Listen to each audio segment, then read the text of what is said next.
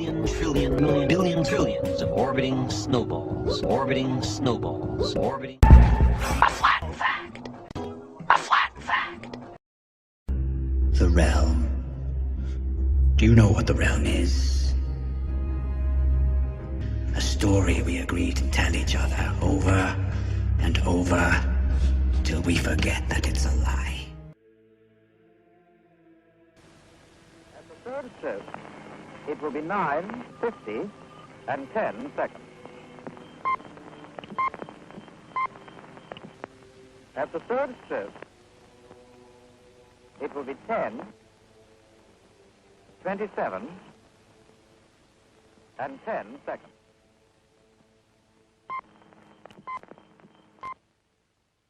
Time, a story that we told each other over and over and over again until we forgot that it's a lie. What does a gnome know? Ladies and gentlemen, greetings and welcome back to my subscribers. This video will not be brought to you by a magnet nor by the year 2020. I am going to reset time. To be more precise, I'm going to reset the historical timeline. This is chapter 1 of Gods and Monsters, and this is just the beginning of the apocalypse. The beginning of the lifting of the veil. I'm going to reveal something that you already know, but you don't know that you know. You're not supposed to think about it. You're not supposed to remember. Some 30 plus years ago, I discovered a little something in the astronomical code for time. I saw it, and it was odd. It wasn't until the early 1990s that I found out what this little something in the time code was. And this something was in direct contradiction to what I was taught at school, what we all were taught, and what is still continually taught. Even knowing this, I could still not find an explanation as to why. This has been the proverbial splinter in my mind for decades, and I've travelled many research paths looking for the rabbit. I have an idea as to why now. And now, in my opinion, time in the mind of man has turned into a bunch of hoodoo guru, don't look here human, religious evil, gods and monsters, boogeymen under the bed, gobbledygook. But in chapter 1, I'm not going to start with that something in the code for time. While the understanding is not complicated, it is a little complex, and I've made numerous attempts already to explain this anomalous discovery. I'm going to start the historical timeline reset with the maps of the world. Ladies and gentlemen, all the cartographic maps of the world, from the oldest maps to the newest maps. Some 5 years ago, I began my journey to becoming a sailor, and I began learning celestial navigation. In the modern era, sailors use technology, chart plotters, autopilots ran by GPS chips, and it takes just a lightning strike to the mast or some other random thing like your batteries going flat, and all your navigation devices could be fried and stop working. Knowing how to manually navigate by the sky is just as important today as it was for the early ancient sailors. Navigation is a matter of life and death. So firstly, I'm going to repeat the story of the realm, the story of the maps, and then expose it. Let's start with this map. This is the public domain political map of the world 2019. Latitudes are marked on maps as degrees, and there are 3 degrees shown on most maps, which you may know of or have heard of. In the centre, we have the equator at the 0 degree latitude. 0 degrees, remember this. Then we have the Tropic of Cancer at the 23.5 degree latitude north, and the Tropic of Capricorn at the 23.5 degrees latitude south.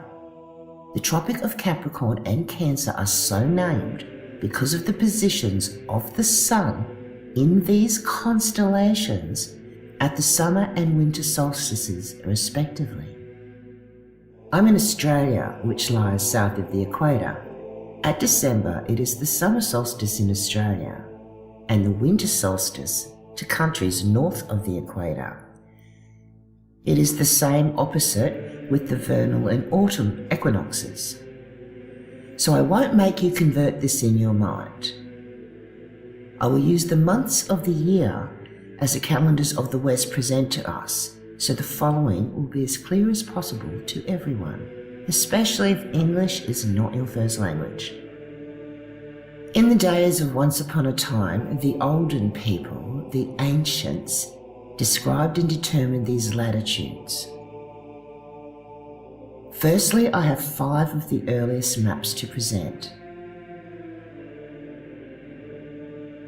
Cantino Planisphere, dated 1502.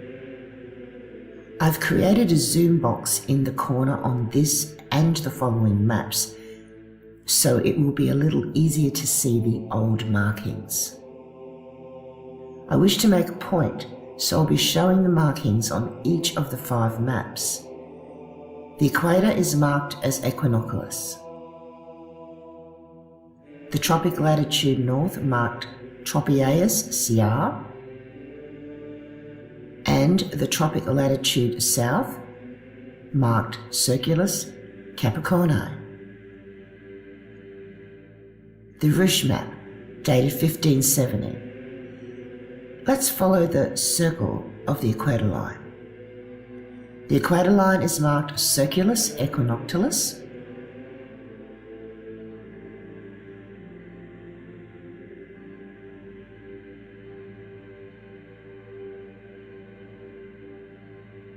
The southern tropic is marked Circulus Capricorni.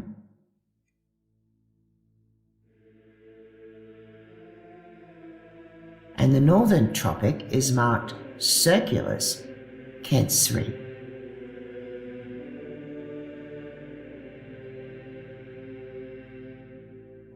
The Texeria, dated 1573. The equator marked equinoctial.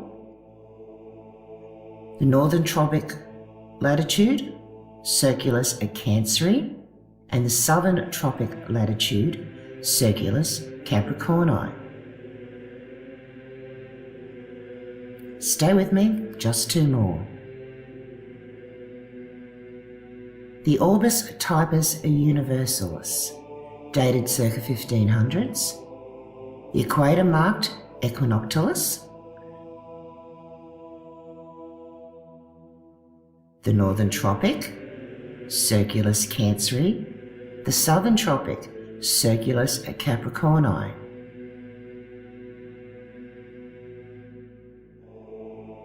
And our last map, and probably the most well-known of all early maps, the Ortelius World Map 1570. The equator is marked Circulus Equinoctialis. The northern tropic is marked Tropicus Canceri, and the southern tropic, Circulus Capricorn. As we can see on the maps from the 1500s up until today, we have the equator marked and the Circulus Canceri and the Circulus Capricorni. Circulus means circle, as in the circle of the equator, the circle of Cancer, and the circle of Capricorn. The constellation of Cancer is represented as the crab, and the constellation of Capricorn is represented as the goat. The word tropic on the maps brings to our mind tropical paradises, palm trees, white beaches, and balmy weather. The Greek word tropicus means belonging to a turn of the sun at solstice. In Latin, the word sounds the same, just spelled a little different. Tropicus, and means turning point. Turning point.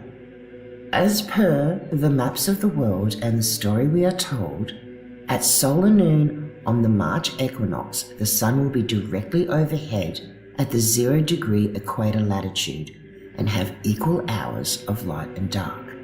Then the sun travels north to the 23.5-degree latitude, the Tropic of Cancer, and will be directly overhead at this latitude on the June solstice, and the sun will be in the constellation Cancer. Then the sun turns, Tropicus, and travels back to the September equinox, where the sun will be again directly overhead at the 0-degree equator latitude. Then the sun travels south to the 23.5-degree latitude, the Tropic of Capricorn, and will be directly overhead at solar noon on December solstice, and the sun will be in the constellation of Capricorn the Goat. Then the sun turns back again and travels back to the March equinox at the 0-degree equator latitude.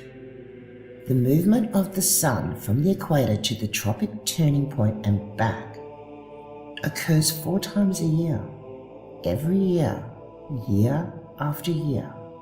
It is a flat fact.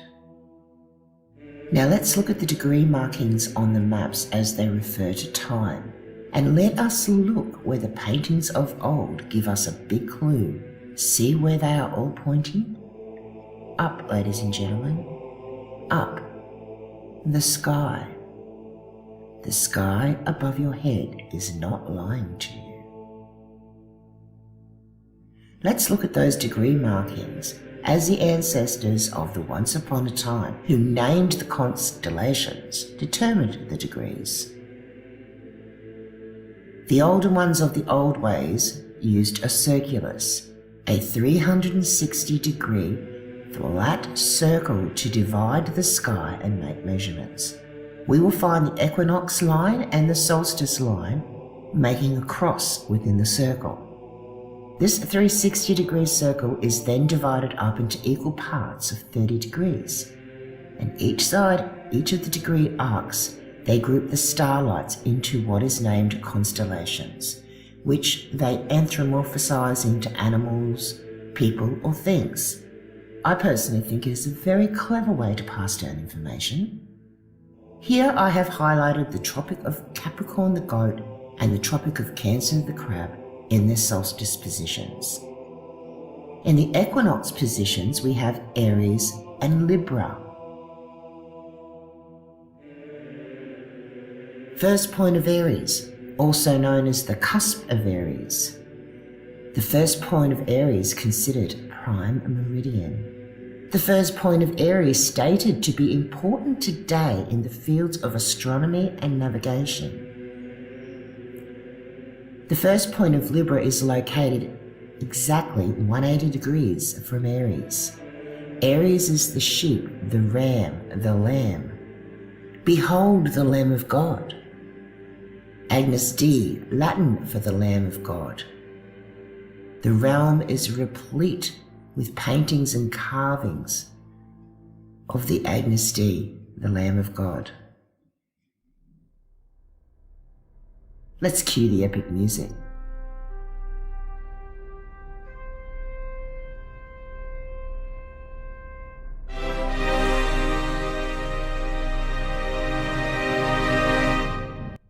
Those maps from the 1500s that I showed you earlier could not have been used by the sailors at that time, nor anyone else navigating, nor could anyone today use any of those maps, nor the 2019 political map of the world. The dates on the cartographic maps of the world are all wrong, therefore fake. The Tropic of Capricorn and the Tropic of Cancer were in the age of Aries, and the age of Aries began more than 4,000 years ago. So where are the maps? Oh, but wait, there's more. Now let us move forward in the sky. let us move forward in time, moving 30 degrees, moving approximately 2,160 years to solar noon when the Sun entered the Piscean constellation at the March equinox. The age of Pisces, the fish constellation. We see Pisces in the position of the March equinox.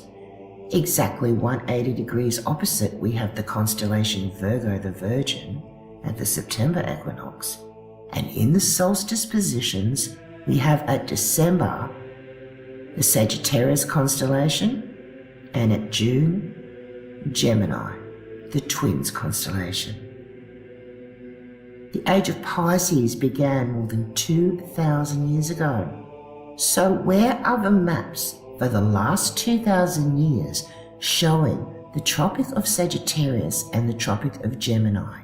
Where is it recorded in any documents, encyclopedias, or astronomical observations pre-1900?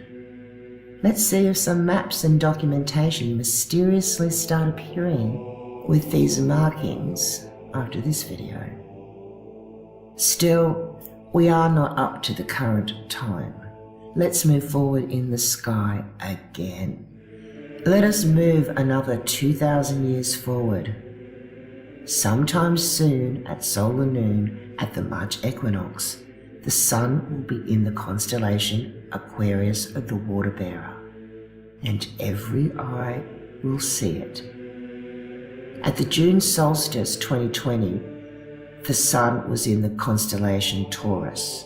Taurus is already lined up. As of writing, the December solstice 2020 has not happened. Perhaps like me, you could pay attention to what constellation and exactly what degree the Sun is. How to do this simply will be explained in a later chapter. So what have we learned so far?